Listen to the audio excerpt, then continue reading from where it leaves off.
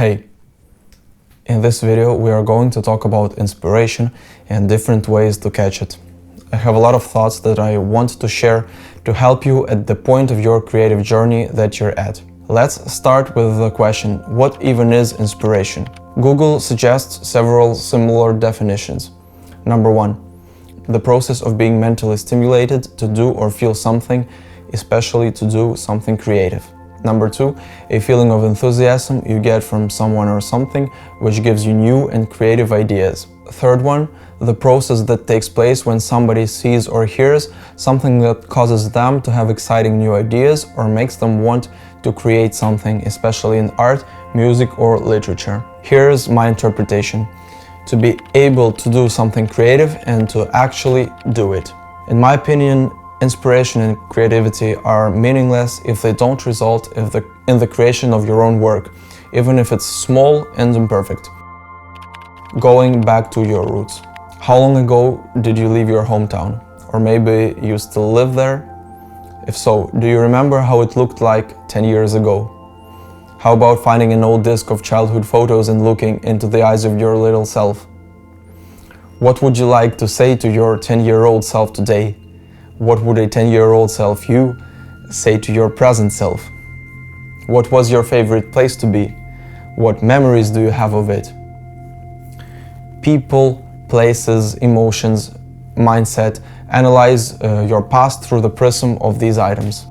Explore the history of photography and cinema, artworks, techniques, tools. It's also about going back to the roots, but no longer to one's own, but to the universal ones. It is very interesting to analyze how the image was conceived and created in the past. I also like to imagine myself in the era I'm studying with the tools available at that moment in time, beside pioneer filmmakers. Affordable options for study may include British Cinematographer, American Cinematographer magazines, where for a modest subscription you can access all issues of all times. Also, various books may be inspiring. For example, John Alton, Painting with Light, where the author shows not only the equipment available earlier, but also shares the paradigms of his time. Quote, "There is no such thing in motion pictures as a completely blacked out screen. The audience will not accept it. Always have some kind of light." End quote. It was interesting to me to learn about shutters on light sources as a way to dim the light beam, as well as ways to light snow and rain and many other things. I learned a lot about the history of the profession of a cinematographer during my studies in my university in Kiev, which is Kiev National University of Theatre, Film and Television, where every week each of us had to write a movie essay. At some point I will have to record a separate video about studying in Kiev and in Paris at Ernest Lumière, both of which were very enriching experiences. I suggest you to learn the history in chronological order, starting with the first photographs and first attempts to create a moving image. Try things you haven't filmed yet. Carefully enter the unknown territory. Try documentary if you've been shooting fiction, try fiction if you've been shooting mostly documentary, and so on. Try any new forms of expressions, even if it's just a small experiment. Copy others and borrow from them. In the age of postmodernism, we interpret, give our own judgment to what is being filmed and shown. So copy and find your own interpretation. Creativity begins with borrowing, but doesn't stop there. Try new techniques and genres. I'll say whatever comes to mind, pick what appeals and what's available, and go experiment. Reflections, glares, defocus, underwater video, 360 video, animated photo, POV, surrealism, video collages, diptychs and triptychs, flicker, picture-in-picture, shooting in the infrared spectrum, NFT, lasers, obstructions, super slow motion, stop motion, and so on. Experiment with new tools. By tools, I mean any photo and video equipment, anything that is lifeless on its own, but can gain huge power in your hands. Prisms, filters, glasses, mirrors, monocular lens, a 360 camera, a DV camera, a circular fisheye lens, a projector. Take any item that interests you and any technique from the previous list, come up with a simple story and shoot a visual essay. we continue with options for practical steps. Initiate your own projects. Perhaps this one isn't really about inspiration, but I couldn't ignore it. Everyone has seasons when they don't have projects, but the soul is begging to create. My recipe is not to wait for messages, but to come up with and develop a story yourself and invite your friends to help. You can also invite a director you've wanted to work with for a long time, but haven't had the occasion. So find what hooks you from above paragraphs and do it. When a personal project is complete and you want a little pause, then here comes the next tip. Help your friends on their shoots, watch how others work. As a camera assistant or a lighting guy or something else, maybe a backstage, those who've been through film school will get me. There is certain romance in film school projects.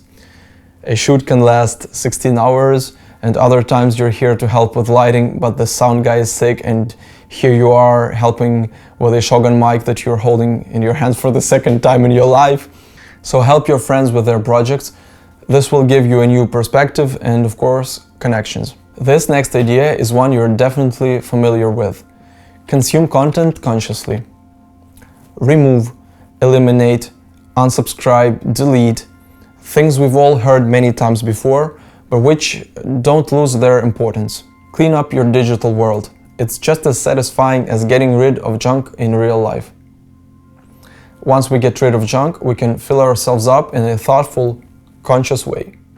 Hence the next option for finding inspiration. Related art. Just to name a few: architecture, fashion, choreography, and of course, painting. I realized for myself that painting is something that is too complex, and even with a structure, it's easy to get lost. So my rhythm is to find one artist, familiarize myself with his work, and then gradually study the context in which he or she was creating. If you're still with me, leave an emoji of an elephant like this one in the comments. This way I'll know that I didn't record this video for nothing. How's your inspiration? The next idea is already the 11th one. Do your own profession diary. Inspiration is a very subtle thing. It comes when you stop looking for it. And for that you need to start acting. My principle is to take one small step towards my goals every day. And at the end of the day, I write this step down in my diary. You can also write there your personal discoveries from the movies you've watched, or maybe some notes from this video. Who knows? This small act of discipline and commitment will set the ground for other challenges that you choose for yourself. Find your goal that matches your current skill level. Okay, this one is more about how our brains work than about the profession of cinematographer, but it's just as important for us as for anyone else to constantly actualize and find our own challenge. The thing is, anything too easy causes boredom, and as a result either goes undone, either doesn't bring the right fulfillment. At the other extreme, things that are too complicated lead to anxiety, and as a result you lose interest in the goal that you have. And the inspiration is forgotten. So by competing with yourself and not with others, you get results and enjoy the process. Smoothly raise the level of difficulty of your new challenges. Walk the new route. Inspiration is where the movement is, and movement is like a river that's constantly changing its look. So at least find 2 new routes from your apartment to the subway. Don't be afraid of emptiness.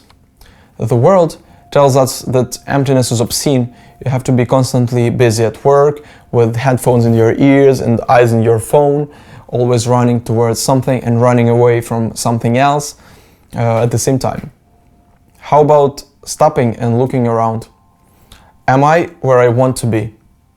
If the feeling of emptiness is about you, know that you're not alone and I understand you. What helped me personally was recognizing my own state and accepting it. The first thing you need to do to look around is to stop running. I'm sure you have a lot of discoveries ahead of you. And the final point, find something that is not on this list and share it with others, for example in the comments. These are my 15 ideas. Hope it helps you find yourself and start creating. I wish you lots of inspiration. See you in the next video.